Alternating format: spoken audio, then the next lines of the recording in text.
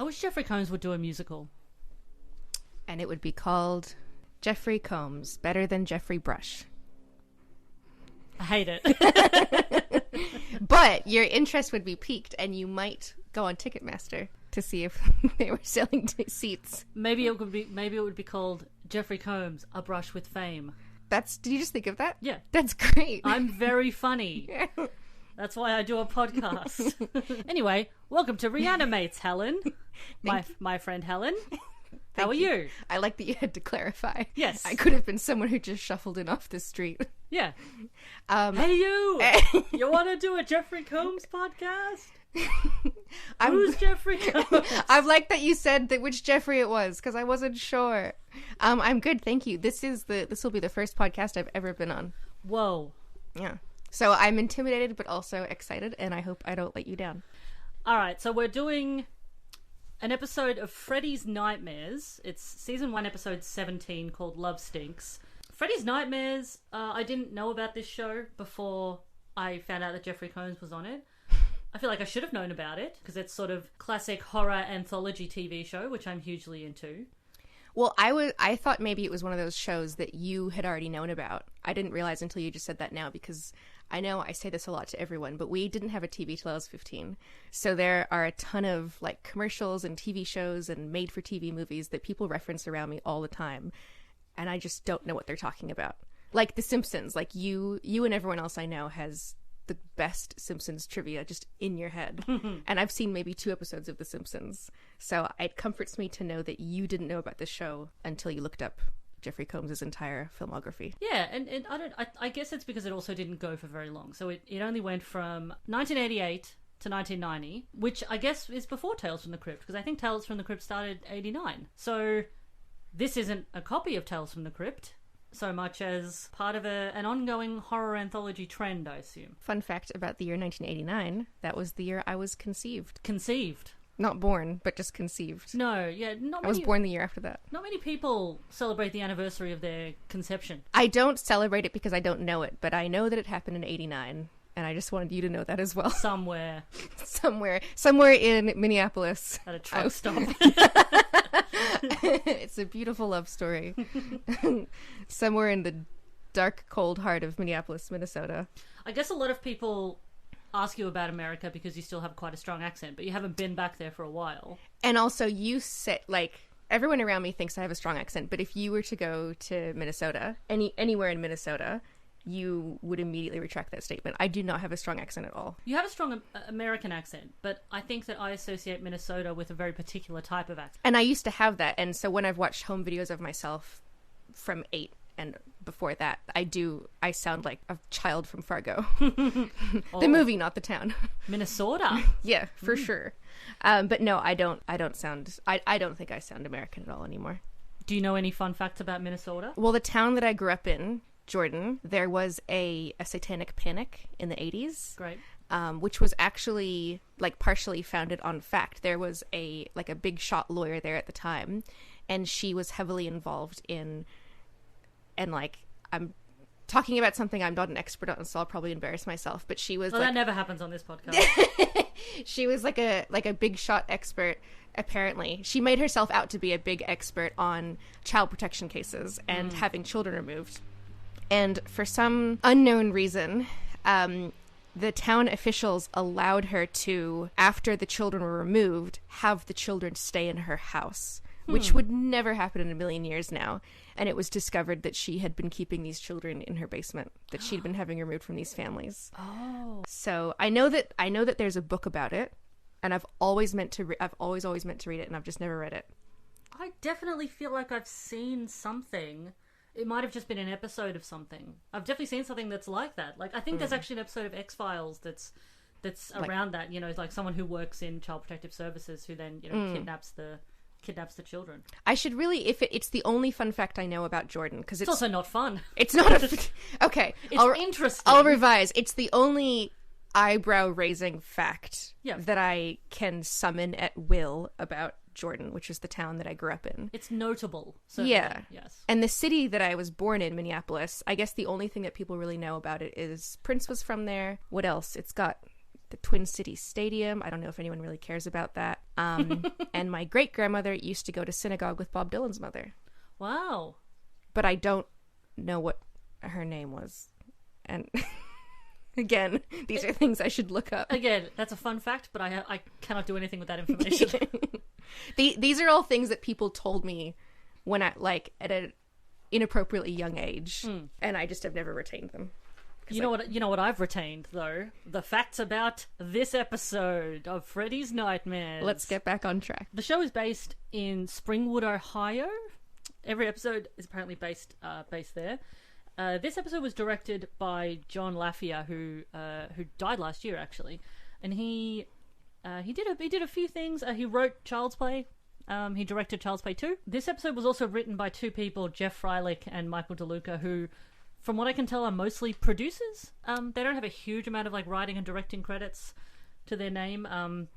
Michael DeLuca only had 7 other things to his name on IMDb, and 2 of them, the most interesting, he did Judge Dredd with Sylvester Stallone. He wrote that, and he wrote In the Mouth of Madness. That's so weird, because that is so In the Mouth of Madness is so far away from what this episode is. Right, and so I said to you before, right after we finished watching it, I looked him up on IMDb because I thought, oh, this writer must not have had a successful career at all because that was terrible. But In the Mouth of Madness is great. And I guess the only thing I can think of is Michael DeLuca is the sole writer on In the Mouth of Madness, but he was one of 2 writers on this episode. So maybe there was some egos in the room and he had to bow down to that guy's shitty writing style. I don't know. Maybe he bastard.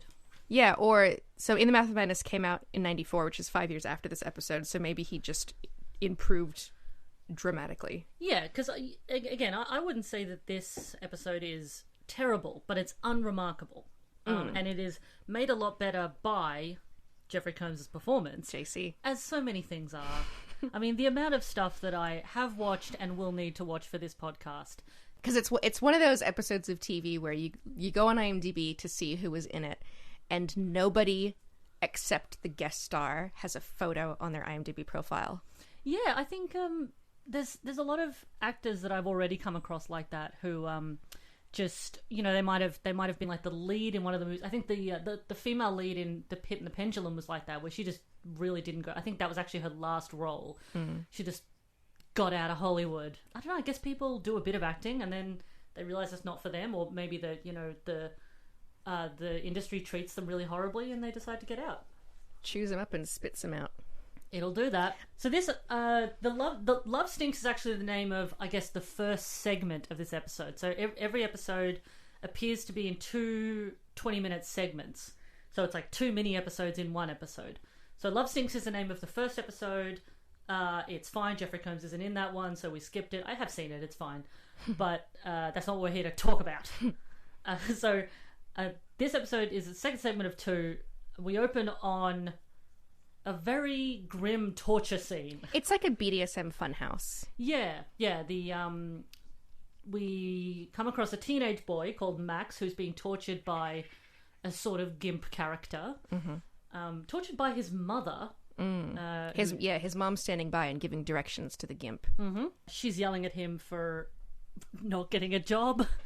Yeah, and then Uncle Ralph comes in, and so twice in this episode, his mother notes, Uncle Ralph is only 5 years older than you, and he's already successful. So I looked it up, and at the time of the episode, Jeffrey Combs was 35. But if he's only 5 years older than this character who's just graduated high school, he's supposed to be 23. Yeah. And in no world...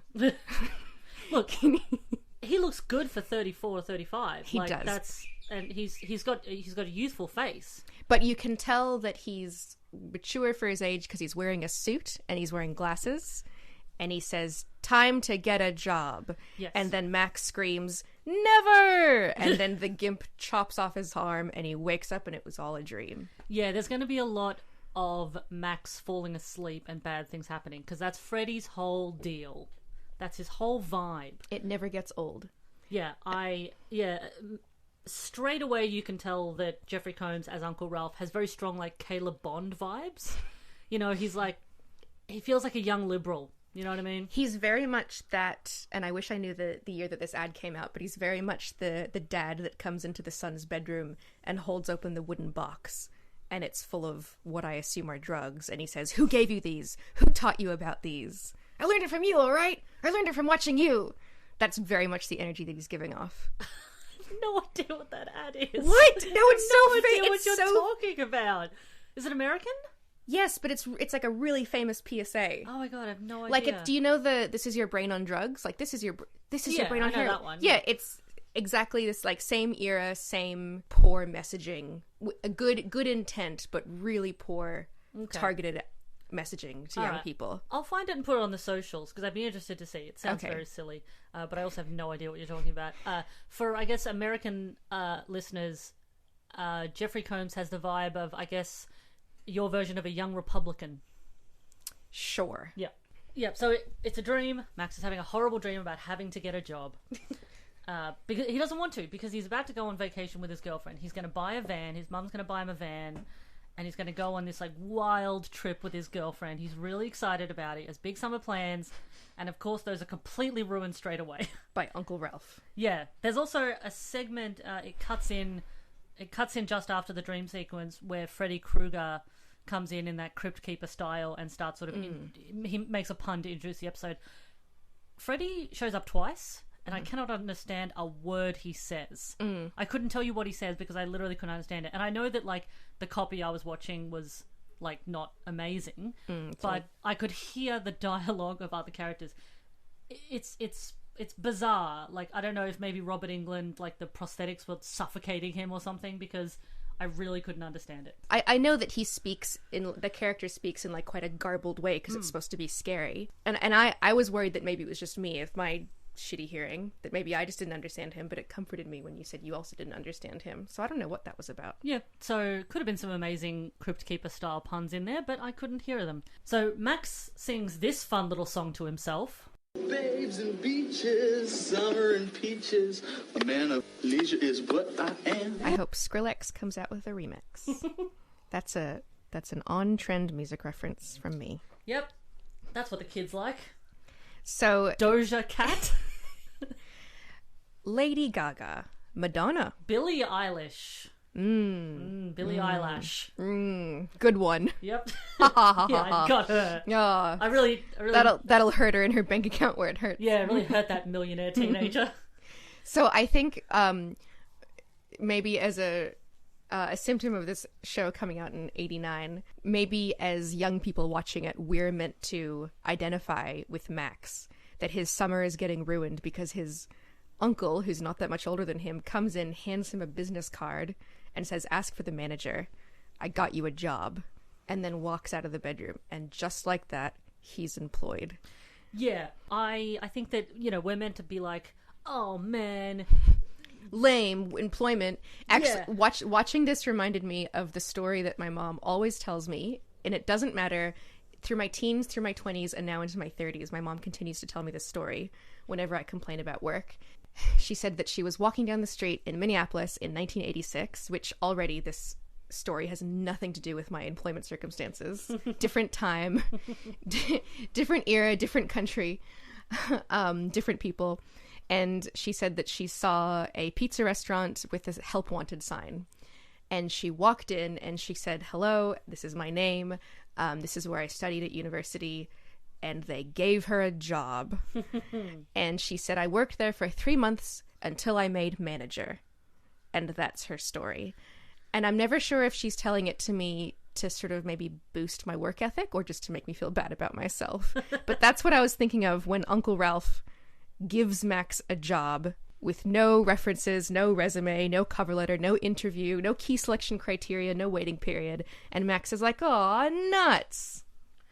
Also, he doesn't have the right to give him a job, because as we find out, Ralph does not own the pizza restaurant. He is the day manager. Merely the day manager, not even the 24/7 manager. Yeah, so I have to assume that the owner, a man called Luigi, who we meet in a minute, is, I don't know, maybe he trusts Ralph's judgment.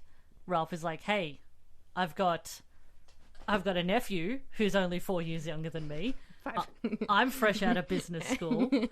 Yeah, he keeps saying business school. "I've just come from business school." Well, your Uncle Ralph was very successful after business school. Where you learn business. So Ralph is already very creepy. He's got a real gross, kind of persnickety teacher's pet vibe. He's kind of like, who's that character in Recess that was always taking notes for the teacher? Randall? Is this a TV show that would have aired Yes. when I was young? All right. When I did not have a TV. I get it. I'll try to make current references. Max also is really mean to his mum when she... Yeah, that's right. When she says that he should get a job, and he says, "Now I know why Dad left." Yes. Wow, harsh man. Rude. Your mum's trying to help you, you little dick. Also, the most offensive thing about that is that 2 sentences prior, his mom tells him to take more responsibility, just like his father, and he's like, yeah, responsibility, that's what Dad was all about. So we get the sense, okay, Dad is not a beloved character. And then his mom says that he can take his summer vacation for a week at the end of summer after he's completed the summer job, and he says, "Now I know why Dad left." Yeah. So whose side are you on? He just hates everybody, man. He's a teenager. That's what teenagers do. They hate everybody, and they surf, and they listen to rock and roll music and eat cheese pizza. Yeah, and they have a bright red rotary telephone right next to their pillow. Yeah, and I'm goofy son Max, which is what this character reminds me of. Max does begrudgingly accept, and so he starts to work at Luigi's pizza place. There's a little bit of talk about the restaurant having this sort of curse upon it. I missed that. Yeah, there's just a couple of little lines here and there of, oh, you know, the thing that happened here, and you know, there's hinting at people having died there, or been shot, or some such. It's not made explicitly clear, but it's spoken it's spoken of. Okay, I must have missed that because I was distracted by the incredible cinematography and music design. Oh, we also didn't mention the restaurant is called Cheesy Boy. Yes. And so that's how I like him. Yeah. I feel like in the episode he says, "Oh, Cheesy Boy," like it's supposed to be like a really stupid name for a restaurant. But I feel like now, maybe like 2021, Cheesy Boy would be something that you would call a restaurant in Melbourne. Like it would be like a very hip. Absolutely. Bread Boy. Yeah, it'd be a kid. niche bread and cheese restaurant. I mean, if that doesn't already exist, there is definitely going to be some white entrepreneur who is going to open it in Richmond, and it's going to last for 3 months because niche restaurants die immediately. Luigi is a fun little Italian stereotype. He has a lot of hope for his restaurant. He says, you know, there's been a lot of bad stuff here, but I think I will have a good luck here. You can tell he's Italian because all the words end with A, Yep. and he gestures a lot. That is how Italians speak. And he wears a big, funny white chef hat and has a mustache. Molto bene. Very good pizza. So Ralph, as I said, is the day manager. Max takes a lot of naps on the job. He does. Yeah. He naps both on the flour sacks in the basement, and he naps next to the oven with his head leaning against the oven. Just in a corner. I would love to be able to sleep that easily. Just to just to sit down and be able to sleep straight away. Well, Lisa, if your biggest concern in life was that people were just thrusting jobs upon you, maybe you would sleep easier at night. Life's so tough. I just got given a job by my loving mother. Ugh. I hate it. My girlfriend's really supportive. And I have a huge house despite having a single mother. He envisions cutting up Ralph's face with a pizza cutter. The effects on that are not great, but... I disagree. Oh, really? I thought it was really happening. Yep. You really thought that this guy was gonna cut up Jeffrey Combs' face? I was surprised Jeffrey Combs had lived to tell the tale. I thought that surely his face would have been cut in half. So Max seems to be quite self-sabotagey. You know, he keeps on deliberately fucking up in the hopes of getting fired. And Ralph, you can kind of, even though Jeffrey Combs is playing Ralph really horrible, and he is a horrible character, you can kind of see where he's coming from because he keeps saying that Max is spoiled and he resents Max for having things really easily. Yeah. Which is fair because, you know, Max is kind of being a little dickhead. It's like, just, you got the job now? It's fine. And there's one scene where Max is lying on his bed talking to his buddy Ryan or Brian, it wasn't clear, on his bright red rotary telephone, and he's bragging to his friend that surely within the week he'll have been fired. I think the manager's name is something like Signori or Centauri or something like that. Luigi Senori or Senori. And he's like, that. don't worry, man. Old man something will have me gone within the week. Yeah, it's no problem. I'm basically on the trip with you already. I'll find the money some other way. Yeah, cool. All right, good night. So I can only assume that the friend is like, that's great, man. I'm so happy to hear that you're stepping on any hope you have of financial success. Cool. I love how you're squandering this opportunity you've been given.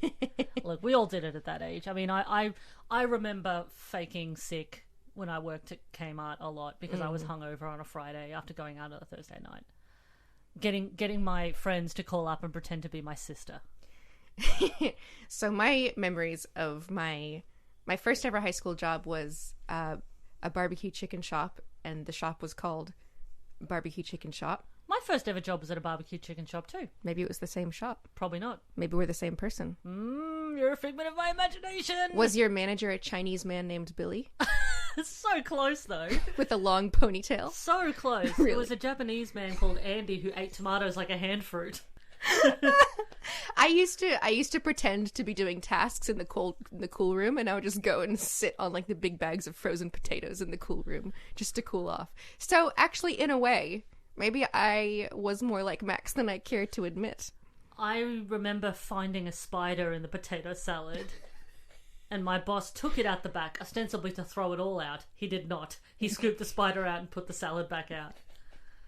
But I know my second high school job was at Baker's Delight, and at the end of every night, the food laws meant that we had to throw out every single item in the bakery, which is a huge waste. Yes. Huge. Okay, I worked at a bakery as well. Yeah. Okay. Yeah, and we had the same problem. We threw out so much stuff, I had to get into the wheelie bin to stand down on it.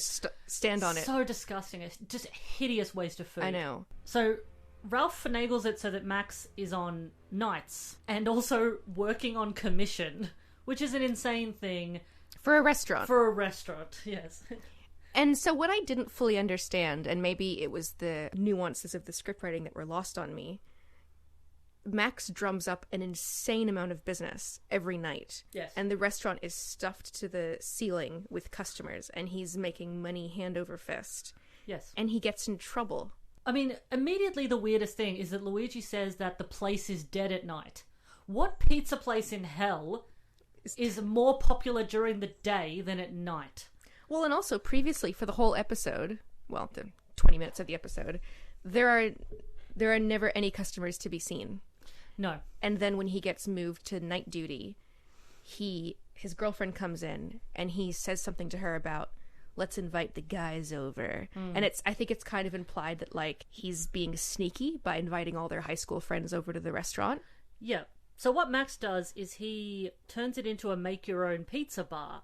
So he designs it so that you can, I guess, buy a base and you can chuck whatever crap you want onto the pizza. And people go crazy for it. It turns into this swinging joint, with a jukebox and cool light. People are dancing. They are dancing. Yeah, like imagine if you went to your local, Domino's and there was, people, dancing around. Just doing an electric boogaloo. Putting what looks like chicken wings on a pizza. Okay, so I just have to say, I think the most upsetting thing about this episode for me was when Max and his girlfriend, they're making a pizza to share, I guess, together.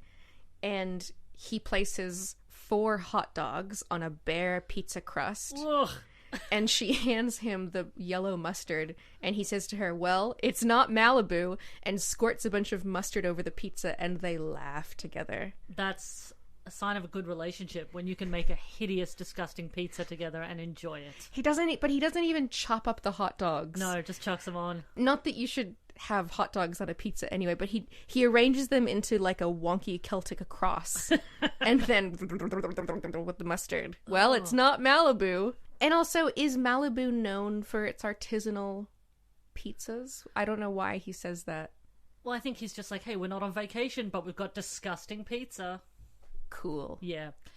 But his fun doesn't last very long because Ralph comes in and kills the party, as he is, because he's a killjoy. And you know that because instead of turning off the music, he walks all the way to the wall and yanks out the cord.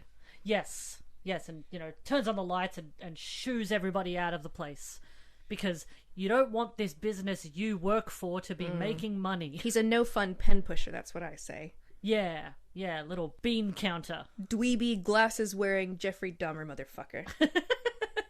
Ralph eventually reveals that he has a sort of a plan. I mean, he's already mentioned that he has the plan to sort of own the place eventually, but he has a plan to, you know, make the place incredibly successful. And he says, I have my own special ingredients. Ingredients you wouldn't dream of. He said, ingredients you've never dreamed of. Oh, thank you. And the music builds to a foreboding sting in the background. Mm-hmm. This is the part of the episode where things get a bit confusing for me, because Max falls asleep again, and he has a dream, or does he? So it seems like he falls asleep, and so we're meant to assume that whatever comes next is a dream. And what comes next is that a few of Max's friends come into the pizza place, and Ralph murders them and puts them in the pizza. Yeah. That's the special ingredient. So spooky. Humans! Sweeney Todd did it already, alright? Ralph is so good at what he does that not only does he murder the 3 girls who come in while Max is getting something from the basement, but he cleans up the corpses so effectively, and the only thing that's remaining is a single hand popping out of the Tupperware that's cheese. Full of shredded cheese. Yeah. And he's also able to kill 3 people. Very quickly and quietly. Yeah. Just while Max runs down to the basement and then comes back up, and he's like, "Oh, where'd everybody go?" Yeah. And My Ralph's friends like, have abandoned me. "Oh, I don't know. They said something about going on a trip," and Max doesn't question this and then leaves the room again. Yeah. And then we get the shot of the hand cheese, and we're meant to infer from that something untoward has happened. Perhaps murder. But again, it's not clear if this is a dream or not. And by the end, it will become even more confusing.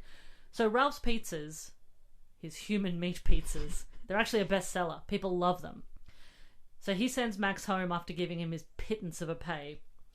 Max disappears, and there's this sort of like Scooby-Doo thing where he goes in one door and then comes back in, and then Ralph goes in another door and out. But the point is that Max stumbles upon Ralph putting a finger in a meat grinder. And it's sort of flapping about. Like, you know, when you like... As if to point at Max to say, you could have prevented this. You could have saved me! Yeah, it kind of looks like, you know, when you like blow up a balloon a little bit and then you just let it go and it flies around the room. Yeah, it sort of looks like that. And Ralph does not like his success being threatened, and he wants to kill Max, his own nephew! And he hurls a machete at Max's head. A cleaver. Oh, it's a meat cleaver. It's not a machete. Machete's a sword. You're right. Okay, I don't know enough about knife. I don't know enough about knives. I don't know knife. I don't even know the word for knife. What is knife? He throws it, completely misses him. I don't know how he managed to kill 3 people, but misses this incredibly easy shot. Yeah, right. Maybe he didn't want to kill Max, and he was self-sabotaging himself. Oh, what we failed to mention was that the reason that Ralph realizes he needs to kill Max is because Max discovers his secret room of bodies that are all hanging off meat hooks from the ceiling. Yeah, so he goes into the cool room, and the cool room is just full of bodies hanging. And there's so many bodies in there. So much that it's actually, they start to blur towards the background, which indicates that the room is substantially longer than the restaurant itself, leading me to believe it's like a TARDIS situation. Absolutely. And then Max stumbles backwards, clutches his chest, and then Ralph turns around slowly, another foreboding sting of music, and then he throws the cleaver at Max's head. It hits the wall. He throws the knife. The kniffy. Throws the knife. But Max gets his own back, and he is able to take down Ralph with one punch, because even though Ralph is only 5 years older than him, he appears to be much weaker. Well, and also he's a total nerd because he went to business school and he wears a tie. Mm-hmm. Even when he comes in casual wear later, he's still wearing a tie and a cardigan, which I must say is a very good look for Jeffrey Combs. But still, pff, what a pen pusher. Nah, I like him dweeby. He takes Ralph and puts him into the pizza oven. That's right. which Luigi had said earlier in the episode should not go up to 1200 degrees, otherwise who knows what will happen. So, of course, he puts it up to 1200 degrees, and the oven explodes, and the restaurant explodes with Ralph in it. But Max wakes up on the flour sacks in the basement and realizes that the oven is on too hot. And he goes, the oven! It's too hot! Races. Oh, and the building starts to collapse on him. Like, bricks are falling. Yes. Dust flying. But that's what I mean. So, right. He wakes up. So does that mean that all of the murders were a dream? Right. Because the oven explodes and Ralph is not in it. So that leads me to think that everything before that was a dream. But then why does the oven explode at all? I mean, where's the work-safe inspection of this building? The oven's too hot and the whole structural integrity is compromised. We then cut to Max with his very alive girlfriend. He's getting ready for a vacation. He's wearing a tie, which we're meant to assume is character development. Mm-hmm. He's excited to open Max's make-your-own-pizza restaurant. Him and Luigi are going to rebuild the place. Yeah. And Ralph is definitely dead because he's called your late uncle. And because his girlfriend so sensitively says, they're still wiping your uncle off the sign. Which is a really sensitive thing to say to someone who almost died in a building collapse. Yeah, and, I do wonder if Max and Ralph ever got along. I wonder if maybe, they had a good relationship when they were younger because they were so close in age, but maybe when Ralph went to business school, maybe they grew apart. We only saw such a small part of their relationship. We don't know if maybe they were closer. It's a rich tapestry. There's so much there that's just under the surface. You just have to, look for it. Max then says that he has his own secret ingredients. And he puts on Ralph's glasses. Does that mean that he's, possessed by Ralph? Or do you think that he's just taking Ralph's initiative of killing people and putting them in pizzas? Well, because in the dream, although again we're not sure if this was in the dream or this was in real life, exactly, Ralph was making crazy stacks of cash that he was counting in front of Max, and he was saying, these pies are, because for some reason in the States they used to call them pies, these pies are going like crazy. And they just keep talking about how insanely delicious the pizza is and how it's sold more than any other place in town. And so I wonder then if Max got that idea in the dream, because you know how you get your best ideas from nightmares. I do. And one of them was for this podcast. And so I guess he wakes up and he's like, yeah, I'll become an entrepreneur just like Uncle Ralph. Yeah, I'll kill my friends and put them into pizza sauce. To the point where he actually repeats his Uncle Ralph exactly. He says to his girlfriend, I have my own special ingredients, and then he slides on his uncle's glasses and says, ingredients you've never dreamed of. And then it cuts to Freddy Krueger. Yeah, the only thing that I can hear in this bit that Freddy says is he says, sometimes a job can be a real nightmare. And he's saying it while he's kneading his long knife fingers into a big ball of dough. Kneading. I always thought it was knitting. Netting, when you knit some bread. It's supposed to rhyme, isn't it? The action always rhymes with the thing you're doing it to. You know what? I don't think I've ever heard anyone say it out loud, and that's why. I've read it plenty of times on baking websites. Oh, yes. So, okay, we've established that I don't know anything interesting about Minneapolis. No. I don't know what the difference between a machete and a cleaver is. And I don't know what you call it when you rub bread. Dough, when you rub bread. Honey, can you rub the bread and put it in the oven?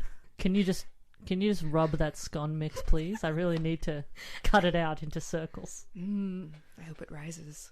It's not sex. No. I hope it gets firm. The girth on this cake.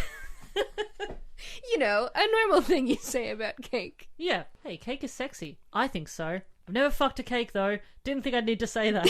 What do you think, Helen, of Jeffrey Combs' performance in this? He did great. This was not the best vehicle to showcase his performance abilities, from what you've said about him.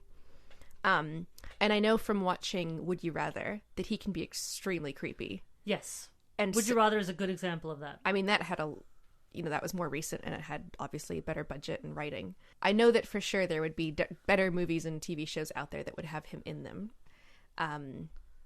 He was definitely the bright star in a dark sky of hopelessness that was this 20-minute episode. It wasn't terrible, but it was unremarkable. It was one of those things where, every character is just saying the thing that they're doing when they're doing it. Yes. And, the jokes, when there were jokes, were very of the time and not terribly funny. Yes. Also, there was very little violence for a horror show. Thinking now about it, there's the pizza cutter to the face, and there's all the rest of the violence is all implied. Apart from the sight of an obviously fake finger in a meat grinder, you don't see anyone die. I think the only other horror movie element was at one point Max again falls asleep with his head next to the oven, and so he's having a nightmare that he opens up the oven and his absent father is lying down inside the oven, and he tells Max, "Be more like me, just take off." Yeah. And the oven slams shut, and then Max wakes up. And so I guess you're supposed to be like, whoa, someone's in the oven. What? But there's not a ton of other horror elements. I mean, cannibalism is pretty horror movie-esque. Yeah. When did Hitchhiker come out? Because I feel like that's a more seminal scene of someone holding a finger in like a kitchen situation where a finger isn't supposed to be. He's eating the French fries, and he he's looking away out the road, and then he's eating French fries just like not thinking about what he's doing, and then he's holding the finger and he's looking away out at the road, and he's like chewing and thinking, and he almost puts it to his mouth and then he doesn't, and then he's just about to put it to his mouth and then looks it and then realizes he's holding a severed finger. That's really strange, because I feel like a finger would already feel very different to a French fry. Yeah, I thought that Jeffrey Combs was having a good time. You could tell he was chewing some scenery. You could tell he was having a good time. Yeah, he was very much taking on that, the Herbert West vibe of the, persnickety weirdo, who's neurotic and angry all the time, always pointing a finger, wagging a finger in someone else's face, which he's quite good at. He has a very good tendency towards simmering tension underneath the surface.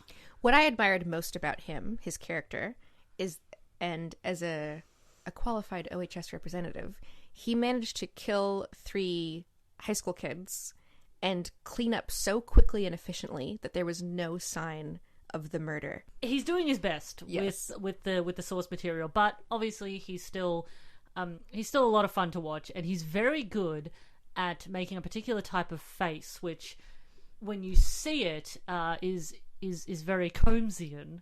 Ugh. Is that the face that he makes at the end? Yes, the sort of terrified but menacing, looking down over the glasses. Oh yes, kind of, and the lips quivering. He's got a great face. There's a lot of character in it. He really uses up all of the face. I first got glasses when I was 12 years old, and I remember I would always try to intimidate my classmates by looking at them over the top of the lenses. Oh, absolutely. I had a boss who used to do that to me, and it's horrible. It makes you feel like shit. As a 12-year-old girl, it does not work, and no one's intimidated by you. I don't know if you knew that. Well, it's probably better than what I was doing. I think I was pretending I was a witch and pretending to put curses on people by just waving my hands. I wonder if people fell for that, or if they were just humouring me. I was a very strange child, which is not evident at all today. So well adjusted. Yep. There's no sign of that former little weirdo at all. Well, thank you for experiencing Freddy's nightmares with me. Of course. Thank you for allowing me into your little Combs world. I love sharing him with people. You love to have your friends comb through his filmography. Has anyone said that yet? Didn't I say it earlier in the episode? No.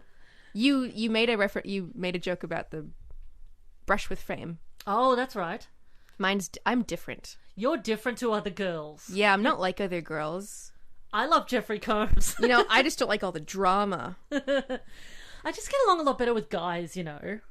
It's such a lie. I fucking love drama and I hate men. So. Please follow Reanimates on all the socials. It should be at ReanimatesPod on Twitter and Instagram. I just started a Facebook page as well, even though Facebook is a dying medium. But, you know, cover all your bases. I'm also going to be starting to put the episodes on YouTube very slowly, if that's how you like to listen to episodes. It should be all up in your different podcast apps. But, you know, get in touch if it isn't, and I'll bloody sort it out. I'll fix it. Yeah. I'll take a machete to it. Or a cleaver, if you will. Or a knife. Or kniffy. Knife. We're funny. We're very funny.